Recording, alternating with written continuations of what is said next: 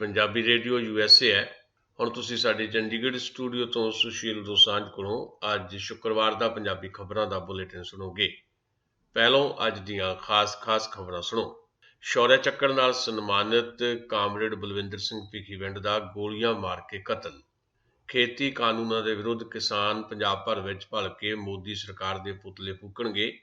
BKU Ugrahan ਵੱਲੋਂ 19 October ਨੂੰ ਪੰਜਾਬ ਵਿਧਾਨ ਸਭਾ ਦੇ ਅੱਗੇ ਧਰਨਾ ਲਾਉਣ ਦਾ ਐਲਾਨ। ਪੰਜਾਬ ਦੇ ਮੁੱਖ ਮੰਤਰੀ ਕੈਪਟਨ ਅਮਰਿੰਦਰ ਸਿੰਘ ਦਾ ਕਹਿਣਾ ਹੈ ਕਿ ਕਿਸਾਨਾਂ ਪ੍ਰਤੀ ਕੇਂਦਰ ਸਰਕਾਰ ਦੇ ਹੰਕਾਰੀ ਰਵੱਈਏ ਕਰਕੇ ਬਿਜਲੀ ਸੰਕਟ ਵੱਲ ਵੱਧ ਰਿਹਾ ਪੰਜਾਬ। ਪ੍ਰਧਾਨ ਮੰਤਰੀ ਨਰਿੰਦਰ ਮੋਦੀ ਦਾ ਦਾਅਵਾ ਹੈ ਕਿ ਨਵੇਂ ਖੇਤੀ ਕਾਨੂੰਨਾਂ ਦੇ ਨਾਲ ਕਿਸਾਨਾਂ ਦੀ ਆਮਦਨ ਵਧੇਗੀ। ਉੱਤਰ ਪ੍ਰਦੇਸ਼ ਵਿੱਚ 15 ਸਾਲ ਦੀ ਇੱਕ ਲੜਕੀ ਨਾਲ 5 ਲੋਕਾਂ ਨੇ ਕੀਤਾ ਗੈਂਗਰੇਪ, ਲੜਕੀ ਦੀ ਹੋਈ ਮੌਤ। ਪੰਜਾਬ ਵਿੱਚ ਕੋਰੋਨਾ ਵਾਇਰਸ ਨਾਲ 29 ਹੋਰ ਜਾਨਾਂ ਗਈਆਂ। ਹਰਿਆਣੇ ਵਿੱਚ ਵੀ 9 ਜਣਿਆਂ ਨੇ ਜਾਨ ਗਵਾਈ। ਪਾਕਿਸਤਾਨ ਵਿੱਚ ਫੌਜ ਤੇ ਹਮਲਾ, 20 ਫੌਜੀਆਂ ਦੀ ਮੌਤ ਅਤੇ ਪਾਕਿਸਤਾਨ ਦੀ ਸਰਕਾਰ ਵੱਲੋਂ ਕਰਤਾਰਪੁਰ ਸਾਹਿਬ ਕੋਰੀਡੋਰ ਦੀ ਕੀਤੀ ਗਈ ਉਸਾਰੀ ਤੇ ਲਾਹੌਰ ਹਾਈ ਕੋਰਟ ਨੇ ਸਵਾਲ ਉਠਾਏ। ਹੁਣ ਖਬਰਾਂ ਦੀ ਤਫਸੀਲ ਸੁਣੋ। ਪੰਜਾਬ ਦੇ ਕਾਲੇ ਦੌਰ ਵਿੱਚ ਦਹਿਸ਼ਤਗਰਦਾਂ ਨਾਲ ਲੋਹਾ ਲੈਣ ਵਾਲੇ ਸ਼ੌਰਯ ਚੱਕਰ ਜੇਤੂ ਕਾਮਰੇਡ ਬਲਵਿੰਦਰ ਸਿੰਘ ਦਾ ਅੱਜ ਭਿੱਖੀਵਿੰਡ ਦੇ ਵਿੱਚ ਉਹਨਾਂ ਵੱਲੋਂ ਚਲਾਏ ਜਾ ਰਹੇ ਇੱਕ ਪ੍ਰਾਈਵੇਟ ਸਕੂਲ ਵਿੱਚ ਗੋਲੀਆਂ ਮਾਰ ਕੇ ਕਤਲ ਕਰ ਦਿੱਤਾ ਗਿਆ। ਮ੍ਰਿਤਕ ਬਲਵਿੰਦਰ ਸਿੰਘ ਦੀ ਪਤਨੀ ਨੇ ਕਿਹਾ ਕਿ ਉਹਨਾਂ ਦੇ ਪਤੀ ਉੱਪਰ ਹੁਣ ਤੱਕ 42 ਹਮਲੇ ਹੋ ਚੁੱਕੇ ਨੇ ਜੋ ਪੁਲਿਸ ਦੇ ਕੋਲ ਰਜਿਸਟਰਡ ਨੇ। ਉਹਨਾਂ ਕਿਹਾ ਕਿ ਉਹਨਾਂ ਦਾ ਪਰਿਵਾਰ ਦਹਿਸ਼ਤਗਰਦਾਂ ਦੀ ਹਿੱਟ ਲਿਸਟ ਤੇ ਹੈ, ਜਿਸ ਕਰਕੇ ਉਹ ਇਹ ਮੰਨਦੇ ਨੇ ਕਿ ਇਹ ਹਮਲਾ ਦਹਿਸ਼ਤਗਰਦਾਂ ਨੇ ਕੀਤਾ। ਕਾਮਰੇਡ ਬਲਵਿੰਦਰ ਸਿੰਘ ਨੇ ਪੰਜਾਬ ਦੇ ਦਹਿਸ਼ਤਗਰਦੀ ਦੇ ਕਾਲੇ ਦੌਰ ਦੇ ਦੌਰਾਨ ਦਹਿਸ਼ਤਗਰਦਾਂ ਨਾਲ ਕਈ ਵਾਰ ਮੁਕਾਬਲਾ ਕਰਕੇ ਉਹਨਾਂ ਨੂੰ ਖਦੇੜਿਆ ਸੀ। ਪਰਿਵਾਰਕ ਮੈਂਬਰ ਤੇ ਹੋਰਨਾਂ ਲੋਕਾਂ ਨੇ ਦੱਸਿਆ ਕਿ ਕੁਝ ਅਣਪਛਾਤੇ ਲੋਕਾਂ ਵੱਲੋਂ ਅੱਜ ਪਿਸਟਲਾਂ ਨਾਲ ਗੋਲੀਆਂ ਚਲਾਈਆਂ ਗਈਆਂ, ਜਿਸ ਨਾਲ ਬਲਵਿੰਦਰ ਸਿੰਘ ਦੀ ਮੌਕੇ ਤੇ ਮੌਤ ਹੋ ਗਈ। ਮੌਕੇ ਤੇ SSP ਧਰੁਮਨ ਨਿੰਬਲੇ ਨੇ ਕਿਹਾ ਕਿ ਪੁਲਿਸ CCTV ਕੈਮਰਿਆਂ ਸਣੇ ਹਰ ਪਹਿਲੂ ਤੋਂ ਜਾਂਚ ਕਰਕੇ ਛੇਤੀ ਹੀ ਦੋਸ਼ੀਆਂ ਨੂੰ ਕਾਬੂ ਕਰ ਲਏਗੀ। ਬਲਵਿੰਦਰ ਸਿੰਘ ਦੇ ਭਰਾ ਰਣਜੀਤ ਸਿੰਘ ਨੇ ਕਿਹਾ ਕਿ ਪੰਜਾਬ ਸਰਕਾਰ ਨੇ ਤਰਨਤਾਰਨ ਦੀ ਪੁਲਿਸ ਦੀ ਸਿਫਾਰਿਸ਼ ਤੇ ਸਾਲ ਪਹਿਲਾਂ ਉਹਨਾਂ ਦਾ ਸੁਰੱਖਿਆ ਘੇਰਾ ਵਾਪਸ ਲੈ ਲਿਆ ਸੀ। ਉਸ ਦਾ ਪੂਰਾ ਪਰਿਵਾਰ ਦਹਿਸ਼ਤਗਰਦਾਂ ਦੇ ਨਿਸ਼ਾਨੇ ਤੇ ਹੈ। 1993 ਵਿੱਚ ਰੱਖਿਆ ਮੰਤਰਾਲੇ ਨੇ ਬਲਵਿੰਦਰ ਸਿੰਘ ਨੂੰ ਸ਼ੌਰਯ ਚੱਕਰ ਨਾਲ ਸਨਮਾਨਿਤ ਕੀਤਾ ਸੀ। ਪੁਲਿਸ ਉੱਪਰ ਢਿੱਲੇ ਰਵੱਈਏ ਦਾ ਵੀ ਇਲਜ਼ਾਮ ਲੱਗਾ ਹੈ। ਪਰਿਵਾਰ ਦੇ ਮੁਤਾਬਕ ਘਟਨਾ ਦੀ ਜਾਣਕਾਰੀ ਦਿੱਤੇ ਜਾਣ ਦੇ ਅੱਧੇ ਘੰਟੇ ਬਾਅਦ ਪੁਲਿਸ ਮੌਕੇ ਤੇ ਆਈ, ਜਦਕਿ ਥਾਣਾ ਬਿਲਕੁਲ ਘਰ ਦੇ ਨਾਲ ਹੀ ਹੈ। ਖੇਤੀ ਕਾਨੂੰਨਾਂ ਦੇ ਖਿਲਾਫ ਸੰਘਰਸ਼ ਦੇ ਤਹਿਤ ਭਾਰਤੀ ਕਿਸਾਨ ਯੂਨੀਅਨ ਏਕਤਾ ਉਗਰਾਹਾਂ ਵੱਲੋਂ ਅੱਜ ਸੂਬਾ ਪੱਧਰੀ ਮੀਟਿੰਗ ਬਰਨਾਲਾ ਦੇ ਪਿੰਡ ਭੋਤਨਾ 'ਚ ਕੀਤੀ ਗਈ।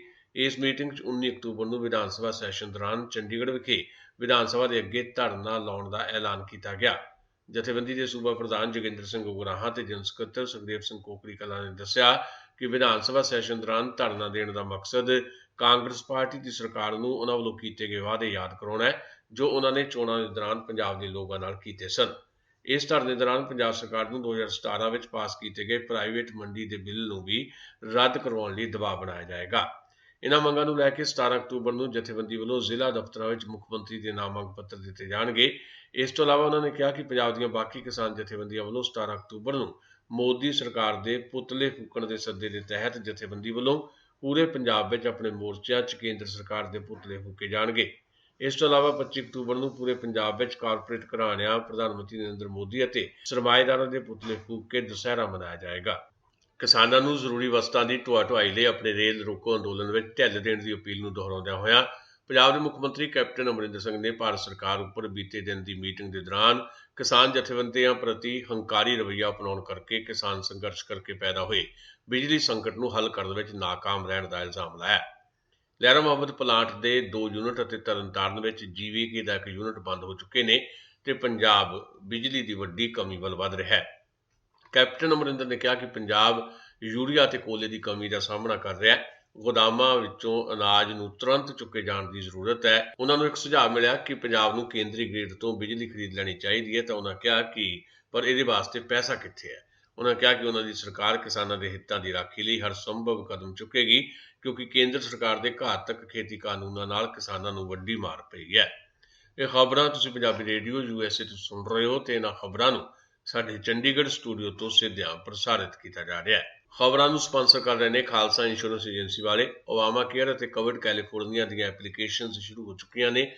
ਹੈਲਥ ਇੰਸ਼ੋਰੈਂਸ ਨਾ ਕਰਾਉਣ ਦੀ ਹਾਲਤ ਵਿੱਚ ਘੱਟੋ ਘੱਟ $750 ਪ੍ਰਤੀ ਵਿਅਕਤੀ ਜੁਰਮਾਨਾ ਹੋਏਗਾ। ਤੁਸੀਂ ਆਪਣੀ ਐਪਲੀਕੇਸ਼ਨ ਨੂੰ ਰੀਨਿਊ ਕਰਾਉਣਾ ਹੈ ਜਾਂ ਫਿਰ ਨਵੀਂ ਭਰਨੀ ਹੈ ਤਾਂ ਅੱਜ ਹੀ ਕਾਲ ਕਰੋ 408-272-2500 ਤੇ।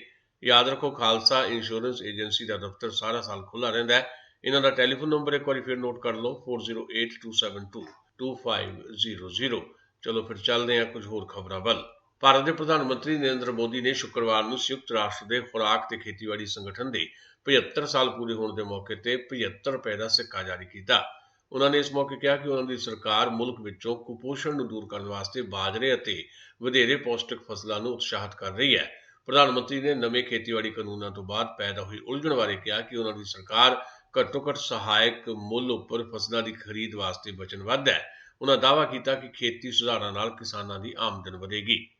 उत्तर प्रदेश के बाराबंकी विच झोना वढण गई एक 15 साल की लड़की नाल 5 लोगों ने गैंगरेप किया है। मुलजमां ने उसका मूँह और नक दब के रखा। इस नाल लड़की का दम घुट गया तो उसकी मौत हो गई।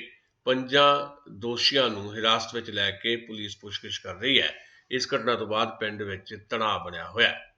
पंजाब विच कोरोना वायरस के 511 नवे मरीज मिले ने, जबकि पिछले 24 घंटिया 29 मरीजों की मौत हो गई है।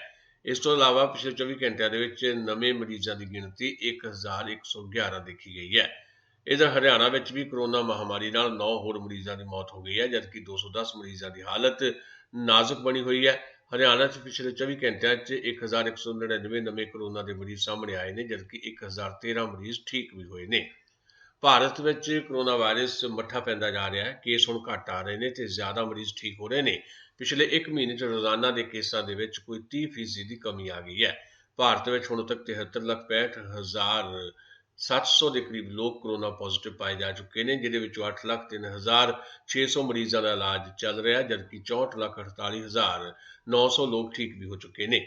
कोरोना वायरस के चलदियां हुण तक भारत में 1,12,300 मरीजों की मौत हो चुकी है।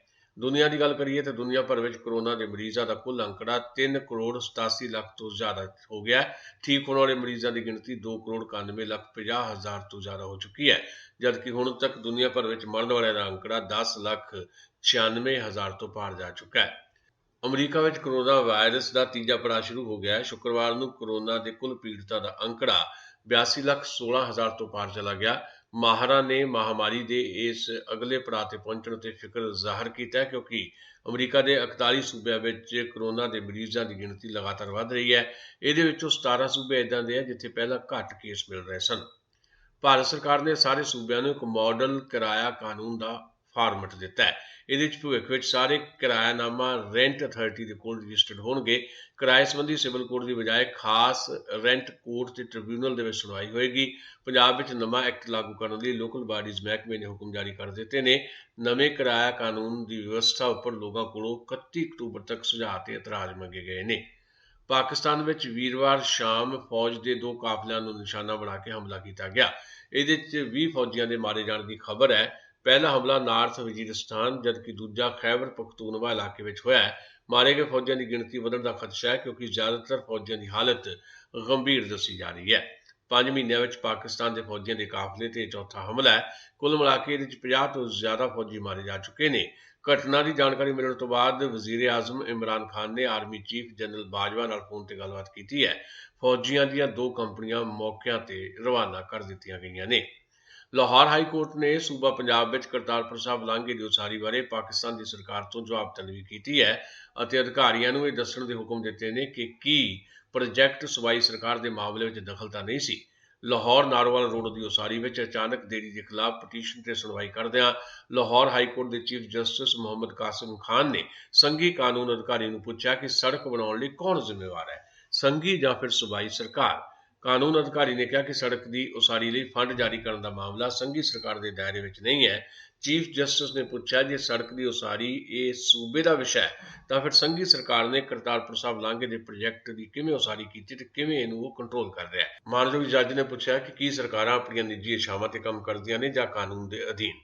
जज ने कानून अधिकारी को हदायत दी है कि वह अदालत को यह दस्सण कि की करतारपुर साहब लांघा प्रोजैक्ट पंजाब सूबे के मामले में संघी सरकार का दखलता नहीं सी। खास खबरां एक बार फिर सुन लो। शौर्य चक्कर नाल सन्मानित कामरेड बलविंदर सिंह भिखीविंड का गोलियां मार के कतल।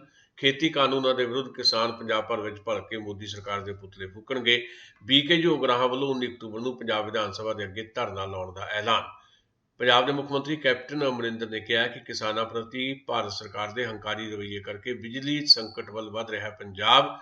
ਪ੍ਰਧਾਨ ਮੰਤਰੀ ਨਰਿੰਦਰ ਮੋਦੀ ਦਾ ਦਾਅਵਾ ਹੈ ਕਿ ਨਵੇਂ ਖੇਤੀ ਕਾਨੂੰਨਾਂ ਦੇ ਨਾਲ ਕਿਸਾਨਾਂ ਦੀ ਆਮਦਨ ਵਧੇਗੀ। ਉੱਤਰ ਪ੍ਰਦੇਸ਼ ਵਿੱਚ 15 ਸਾਲ ਦੀ ਲੜਕੀ ਨਾਲ 5 ਲੋਕਾਂ ਨੇ ਗੈਂਗਰੇਪ ਕੀਤਾ, ਲੜਕੀ ਦੀ ਹੋਈ ਮੌਤ। ਪੰਜਾਬ ਵਿੱਚ ਕੋਰੋਨਾ ਵਾਇਰਸ ਨਾਲ 29 ਹੋਰ ਜਾਨਾਂ ਗਈਆਂ। ਹਰਿਆਣਾ ਵਿੱਚ ਵੀ 9 ਵਿਅਕਤੀਆਂ ਦੀ ਮੌਤ। ਪਾਕਿਸਤਾਨ ਵਿੱਚ ਫੌਜ ਉੱਪਰ ਹਮਲਾ, 20 ਫੌਜੀਆਂ ਦੀ ਮੌਤ ਅਤੇ ਪਾਕਿਸਤਾਨ ਦੀ ਸਰਕਾਰ ਵੱਲੋਂ ਕਰਤਾਰਪੁਰ ਸਾਹਿਬ ਲਾਂਘੇ ਦੀ ਕੀਤੀ ਗਈ ਉਸਾਰੀ ਤੇ ਲਾਹੌਰ ਹਾਈ ਕੋਰਟ ਨੇ ਸਵਾਲ ਉਠਾਏ। ਇਹ ਸਨ ਸਾਡੀਆਂ ਅੱਜ ਦੀਆਂ ਖਬਰਾਂ। ਤਾਜ਼ਾ ਖਬਰਾਂ ਲਈ ਕੱਲ ਇਸੇ ਵਕਤ ਆਪਣੀ ਫਿਰ ਮੁਲਾਕਾਤ ਹੋਏਗੀ। ਹੁਣ ਦਿਓ ਸੁਸ਼ੀਲ ਦੋਸਾਂਝ ਨੂੰ ਆਗਿਆ। ਪੰਜਾਬੀ ਰੇਡੀਓ USA ਦੇ ਸਰੋਤਿਆਂ ਲਈ ਬਹੁਤ ਬਹੁਤ ਸ਼ੁਭ ਸ਼ਾਮਾਂ।